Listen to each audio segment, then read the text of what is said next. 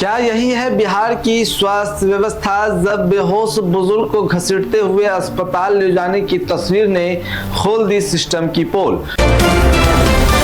नमस्कार, मेरा नाम सरफराज आलम है और आप सहरसा नाव देख रहे हैं। एक तरफ सरकार स्वास्थ्य व्यवस्था के बड़े बड़े दावे करती है, तो दूसरी तरफ से आई ये तस्वीर इंसानियत को शर्मसार कर देने वाली तस्वीर सामने आई है।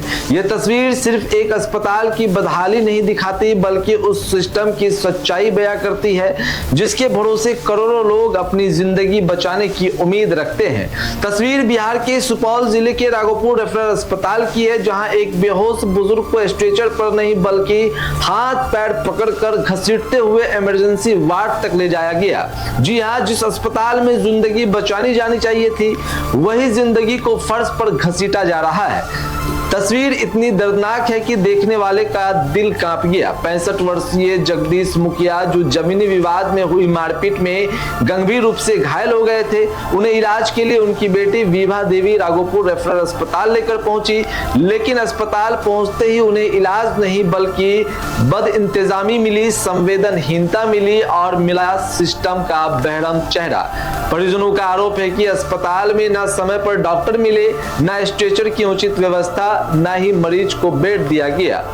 बेहोश बुजुर्ग को अस्पताल के फर्श पर लिटा दिया गया। बेटी बार बार गुहार लगाती रही, कोई बेड दे दीजिए, इलाज शुरू कर दीजिए, लेकिन की आवाज जैसे अस्पताल की दीवारों में दब कर रह गई। जब हालात और बिगड़ने लगी तब अस्पताल प्रशासन हरकत में आया, लेकिन जो हुआ उसने इंसानियत को झकझोर दिया। गार्ड और कर्मियों ने मरीज को स्ट्रेचर पर नहीं बल्कि हाथ पैर पकड़कर लटकाते हुए इमरजेंसी वार्ड तक पहुंचाया। तस्वीरों में साफ देखा जा सकता है, एक बुजुर्ग मरीज दर्द से बेसुध है और सिस्टम उसे इंसान नहीं मानो कोई बोझ समझकर घसीट रहा है। अब सवाल उठ रहे हैं, क्या अस्पताल में एक स्ट्रेचर भी मौजूद नहीं था? क्या मरीजों को उठाने के लिए प्रशिक्षित कर्मी नहीं थे? अगर सारी सुविधाएं मौजूद थी तो फिर ये शर्मनाक तस्वीर सामने क्यों आई? परिजनों का कहना है कि अस्पताल में मौजूद स्ट्रेचर बेहद गंदा था, जिसकी वजह से मरीज को हाथ से पकड़कर ले जाया गया। लेकिन सवाल ये है कि आखिर अस्पताल की हालत इतनी बदहाल क्यों है? क्या यही है बिहार की स्वास्थ्य व्यवस्था? क्या यही है वो सिस्टम जिसे सरकार बेहतर स्वास्थ्य सेवा का नाम देती है? सरकार लगातार दावा करती है कि बिहार में स्वास्थ्य सेवाएं मजबूत हो रही है, अस्पताल में सुविधाएं बढ़ाई जा रही है, लेकिन सुपौल से आई यह तस्वीर उन तमाम दावों की हकीकत बयां कर रही है। ये घटना सिर्फ एक परिवार का दर्द नहीं, ये उस आम आदमी की पीड़ा है जो सरकारी अस्पतालों में इलाज की उम्मीद लेकर पहुंचता है, लेकिन बदले में उसे बेबसी और अपमान मिलता है। सबसे बड़ा सवाल यह भी है कि अगर मरीज के परिजन हंगामा नहीं करते तो क्या अस्पताल प्रशासन हरकत में आता? क्या व्यवस्था सिर्फ शोर मचाने के बाद ही जगती है? इस घटना ने एक बार फिर बिहार की स्वास्थ्य व्यवस्था पर गंभीर सवाल खड़े कर दिए हैं। अब देखना होगा कि इस तस्वीर के वायरल होने के बाद प्रशासन क्या कार्रवाई करती है और क्या जिम्मेदार लोगों पर कोई जवाबदेही तय होती है, या फिर ये मामला अभी बाकी घटनाओं की तरह फाइलों में दबकर रह जाएगा। आपको बता दें कि फिलहाल बिहार के जो स्वास्थ्य व्यवस्था की कमान है वो निशांत कुमार के हाथों में है। निशांत कुमार बिहार के पूर्व मुख्यमंत्री नीतीश कुमार के पुत्र है और बिहार में स्वास्थ्य व्यवस्था कैसे दुरुस्त हो उसको लेकर लगातार बैठकें भी की जा रही है।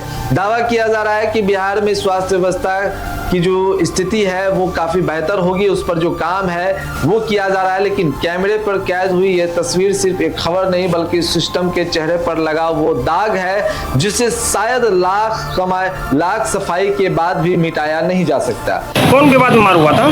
जमीन के विवाद में सर, जमीन के विवाद में। अच्छा, अस्पताल कब लाए थे इसको? अस्पताल 1 बजे लिया, एक डेढ़ के बीच में लिए। कै बजे आपको देखा गया डॉक्टर से? 2 बजे है, 2:30 बजे, 2:30 वहाँ 2:30 के आसपास में कोई हाथ नहीं लगवे रही। 1 घंटा से पेशेंट लाकर छटपटाई थी। क्या नाम है आपका? विवाह देवी। आपका पेशेंट कौन है? पिता है हमारे। क्या नाम है उसका? जगदीश मुखिया।